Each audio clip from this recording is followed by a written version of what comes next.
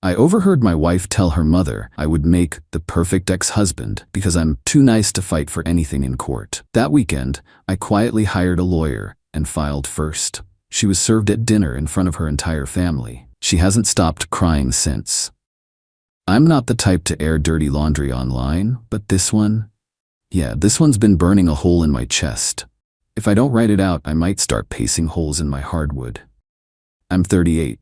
Work in logistics, mostly contracts, fleet operations, nothing flashy. I like clean shirts, quiet mornings, and my coffee black. Married for 6 years to Rachel, 36. She teaches English at the high school down the road. We met through friends, clicked over a shared love of early 80s movies and lazy Sundays. I thought we had a solid thing. Not exciting, maybe, but honest. Turns out, I was the only one playing it straight. Last Saturday, I was in the crawl space under the laundry room rerouting a drain pipe. Not a glamorous way to spend a weekend, but I prefer doing things myself. There's an old heating vent that runs straight up through the floor into the guest room closet. Normally it's nothing, but when voices carry down from that room, they come through clearer than you'd think. Rachel was up there with her mother. Her voice dropped that performative sweetness she uses with strangers and got sharper, casual, like she was catching up over wine. They didn't know I was below them, wrenches clanking, headlamp on. What I heard stopped me cold. "I told you, Mom, he's not gonna fight me on anything. He's too nice," Rachel said, laughing. "I could clean him out, and he'd probably apologize for making it difficult." Her mother laughed. "He really is the perfect ex-husband. The kind who'll sign whatever you put in front of him just to be done with it." Then she added something that flipped a switch in my brain. "I've already looked into it. If I file, I can probably keep the house and get spousal. He makes more than enough." I didn't move. Just crouched there, hands still gripping the P-trap, listening to my wife and her mother plan how to dismantle my life, calmly, methodically. The same way I'd seen carriers try to weasel out of freight claims. Except this was my marriage, my home. They didn't say anything about cheating, not directly, but Rachel did mention how someone like her shouldn't waste her best years babysitting a man with no ambition. I waited another 15 minutes down there. Let them finish. Let the rage cool until it turned to something harder, colder. Later that evening, she handed me a glass of wine and kissed my cheek like nothing happened. She watched a baking show on the couch, texting someone with a smile I didn't recognize. I sat beside her, nodded at the screen, and made a mental note to call the lawyer Monday. I wasn't going to raise my voice. I wasn't going to beg. I was going to file first. By Monday morning, I had a consultation booked with a local firm. Not one of those billboards on the freeway places either. This was a guy named Wexler. Quiet office, clean desk, ex-military demeanor. He looked over my notes. Yes, I brought notes, and didn't blink once. "You file first, you control the tempo," he said, flipping through a printout of our financials. "She's banking on passivity. That's an opening." From that moment, I stopped reacting and started preparing. I didn't move out. I didn't start fights. I became invisible. I went to work like always, came home on time, did the dishes, cleaned the gutters. Routine was my shield. While Rachel spent her nights texting on the patio, glass of wine in hand, I sat in the guest room documenting every withdrawal she made from our joint account. I watched her Venmo her sister $500 and label it girls' trip. She hadn't told me about any trip. I made copies of everything. Statements, receipts, her recent Amazon sprees that included 2 suitcases and a new iPad. She didn't bother hiding it. She assumed I'd never question her spending. That was her mistake. Wexler connected me with a forensic accountant. Low-profile guy. Didn't even have a sign on his door. I gave him everything. Turns out, Rachel had been slowly moving small amounts into an old account she never disclosed during our joint financial planning, under her maiden name. Sloppy. Predictable. We had a joint credit card too. I froze it, then opened one in my name only and rerouted all autopay bills. I didn't say a word. The next time she tried to buy a $200 throw blanket from some Instagram boutique, it got declined. She looked at the screen like it betrayed her. "What's going on with the card?" she asked, sitting across the dinner table. I shrugged, calm. "Must be fraud or something. I'll look into it." That night she texted her mom again. I know because she left her phone open on the couch while she showered. He's clueless, probably forgot to pay the bill again. Can't wait to be done with this. I took a picture of that message too.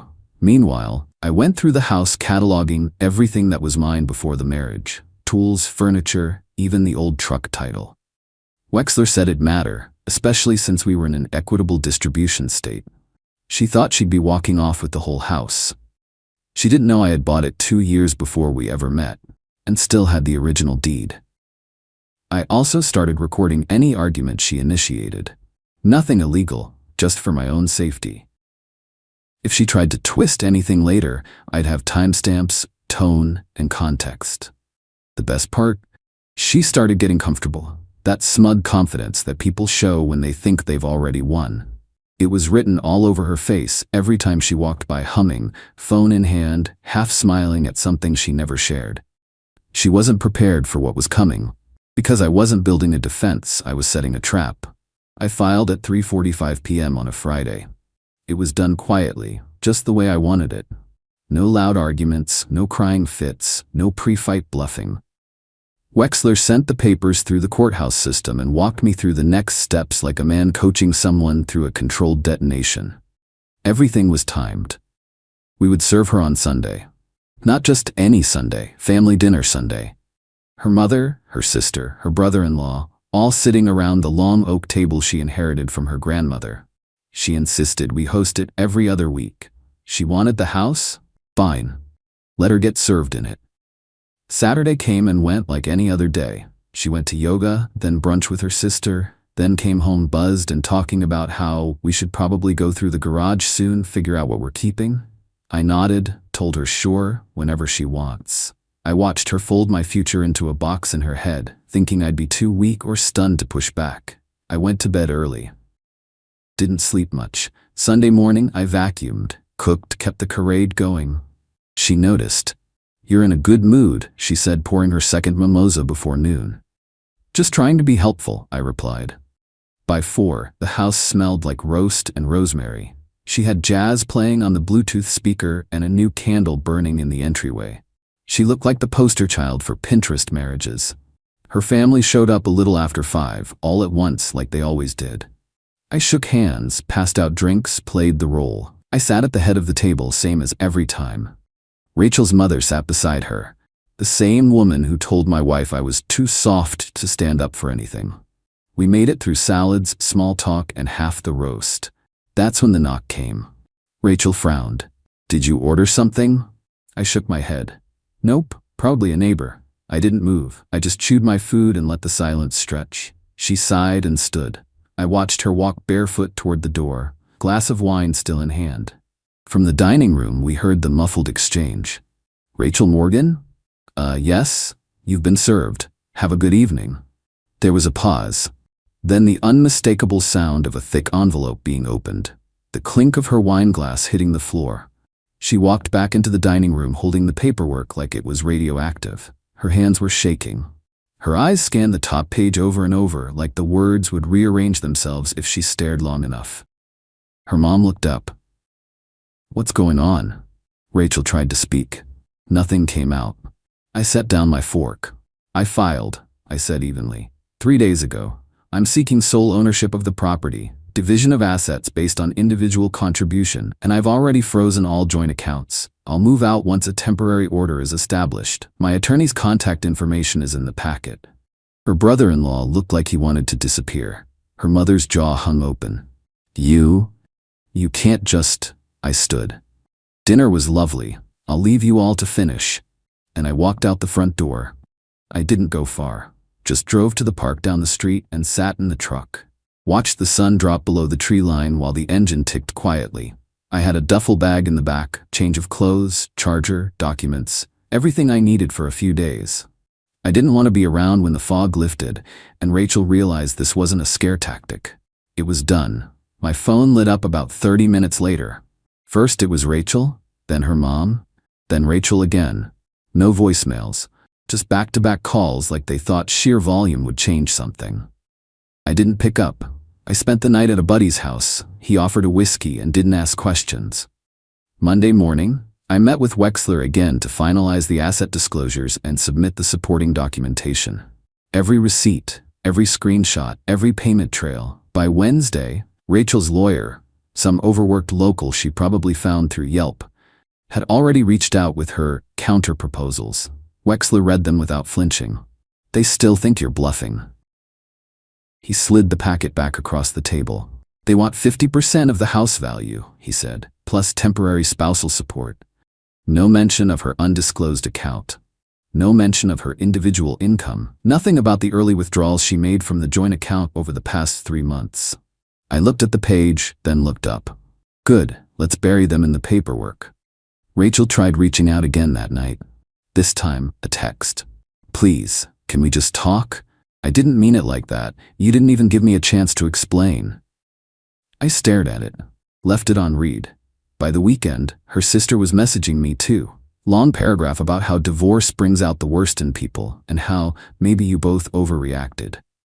They were circling, testing for weakness, trying to find cracks in the wall. There weren't any. The best part? Rachel still hadn't grasped just how badly she'd miscalculated. She assumed community property meant the house was automatically split, but she never put her name on the title. She assumed she'd be entitled to alimony, but she'd been stashing money in an undeclared account for over a year. And she definitely didn't know I had the recordings. Nothing scandalous, just cold, casual statements like, "He'd never fight me. He doesn't have it in him." I had all the fight she never thought I'd use. I just kept it under the surface. Her lawyer backed down on the spousal support after Wexler submitted her hidden account balance. They tried to argue the house was effectively marital property. Wexler buried them in ownership history and proof of separate maintenance. By the second week, Rachel finally stopped trying to argue and started trying to talk. "I just wish you'd talk to me first." She wanted a conversation. After plotting a clean exit behind my back, after mocking me with her mother. But the time for talking had passed. I'd already said everything I needed to. With paperwork. By the end of the third week, Rachel's calls had stopped. Her lawyer sent over a revised proposal. No claim on the house, no request for support, just a split of the remaining shared savings. Wexler looked at me across his desk. "She's folding," he said. "You want to negotiate or push for the full ruling? Let's wrap it clean," I said. "No blood, just closure." We drafted our acceptance, signed, and filed. It was done. She got to keep her car, her personal savings, and a few pieces of furniture. I kept the house, the tools, and everything I owned before the marriage. There was nothing left to discuss. The night the final agreement was signed, I came home and cooked dinner in total silence. Not the kind that hurts. The kind that clears a room. I sat in the chair I'd picked out, slept in my bed without the sound of someone typing beside me, texting God knows who. She never moved back in. She never asked. A month later, I ran into her sister at the hardware store. She looked uncomfortable, but tried to play nice. "Rachel's been having a hard time," she said, watching my reaction. I just nodded. She said, "You changed." I looked at her then, not angry, not smug, just finished. No, she just finally saw the part of me she kept pretending didn't exist. Rachel's been texting every few weeks since. Always late at night. Always emotional. "I don't know who I am without you. I made a mistake. You didn't even give us a chance to fix it." I haven't replied, not once. She cried the day she was served. Her mother tried to step in, play damage control. They thought I'd melt the moment things got hard. They bet everything on me being the guy who never fights. But the truth is, I'm not the man who can't fight. I'm the man who waits for the right moment and hits where it counts. Edit, since people keep asking. Yes, the house was mine before marriage. She never contributed to the mortgage. That held up in court. No, she didn't cheat, not that I could prove. But the betrayal wasn't physical. It was strategic, and that's worse. No, I don't feel guilty. I gave her 6 years of stability, support, and honesty. She gave me a plan to walk away the moment it suited her. Yes, I'm seeing someone now. Quietly. She doesn't know about all this. Doesn't need to. Final thought. A man doesn't have to yell to be strong. Sometimes he just has to listen long enough to learn exactly where to cut and walk away while the pieces fall.